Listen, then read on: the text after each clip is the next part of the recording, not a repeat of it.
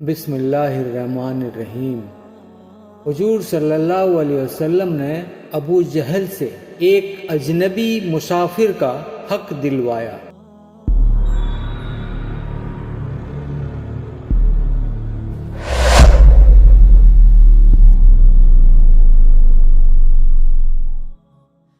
ایک مرتبہ قبیلہ اراسی کا ایک شخص عمرو بن گوش اپنا ایک اونٹ لے کر مکہ آیا، جس سے ابو جہل نے وہ اونٹ خریدا، لیکن قیمت کی ادائیگی کو ٹالتا رہا۔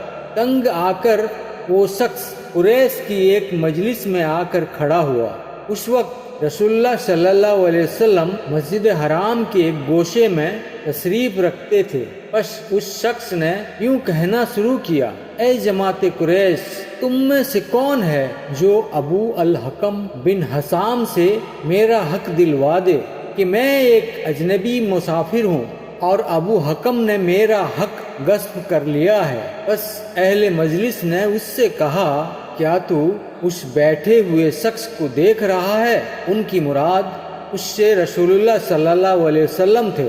دراصل اس طرح وہ آپ صلی اللہ علیہ وسلم کا مذاق اڑا رہے تھے، کیونکہ وہ آپ صلی اللہ علیہ وسلم کے اور ابو جہل کے درمیان مخالفت سے واقف تھے۔ پھر اس سے کہا کہ اس شخص کے پاس جا، وہ اس ابو حکم سے تیرا حق دلوا دے گا۔ یہ سن کر وہ اراسی حضرت صلی اللہ علیہ وسلم کے پاس آ کر کھڑا ہوا اور عرض کیا کہ اے عبداللہ، ابو حکم بن حسام نے میرا حق نصب کر لیا ہے، جسے پہلے اس نے تسلیم کر لیا تھا، اور میں ایک اجنبی مسافر ہوں۔ میں نے اس جماعت سے کسی ایسی ہستی کو پوچھا جو اس سے میرا حق دلوا سکے، انہوں نے آپ کو بتایا ہے، بس آپ اس سے میرا حق دلوا دیں، اللہ آپ پر مہربانی فرمائے۔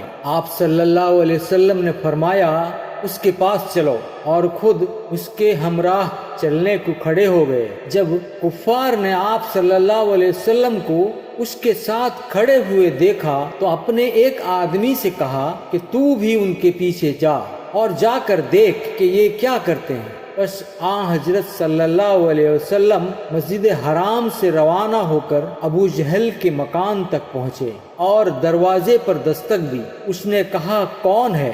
آپ صلی اللہ علیہ وسلم نے فرمایا: محمد صلی اللہ علیہ وسلم، باہر نکلو۔ بس وہ باہر آیا تو آپ صلی اللہ علیہ وسلم کے چہرے پر ہوائیاں اڑ رہی تھیں اور اس کا رنگ پھیکا تھا۔ حضرت صلی اللہ علیہ وسلم نے فرمایا: اس شخص کا مطالبہ پورا کر دو۔ ابو جہل نے کہا: بہت اچھا، آپ ٹھہر جائیے، میں ابھی اس کا مطالبہ لاتا ہوں۔ یہ کہہ کر اندر گیا، اس کا حق لے کر آیا اور سارا اسے ادا کر دیا۔ تب حضرت صلی اللہ علیہ وسلم واپس ہوئے اور اراسی سے فرمایا: جاؤ اپنا کام کرو۔ اراسی وہاں سے واپس لوٹا اور لوٹتے ہوئے قریش کی اس محفل پر ٹھہر کر کہا: اللہ اس ہستی کو جزائے خیر عطا فرمائے کہ اس نے میرا حق مجھے دلوا دیا۔ ساتھ ہی وہ شخص بھی واپس آیا جسے ان لوگوں نے اس کے پیچھے بھیجا تھا۔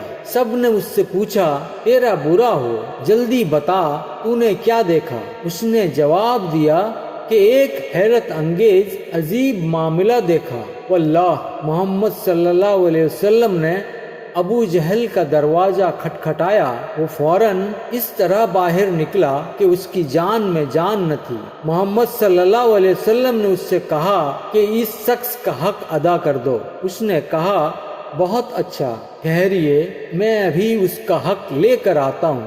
چنانچہ اندر گیا اور اس کا مطالبہ لا کر اسے دے دیا۔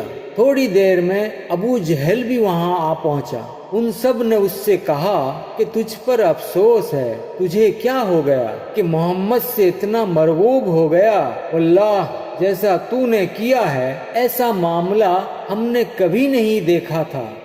ابو جہل نے کہا: تمہارا برا ہو۔ واللہ یوں ہی محمد نے میرا دروازہ کھٹکھٹایا اور میں نے اس کی آواز سنی، مجھ پر اس کا رعب چھا گیا۔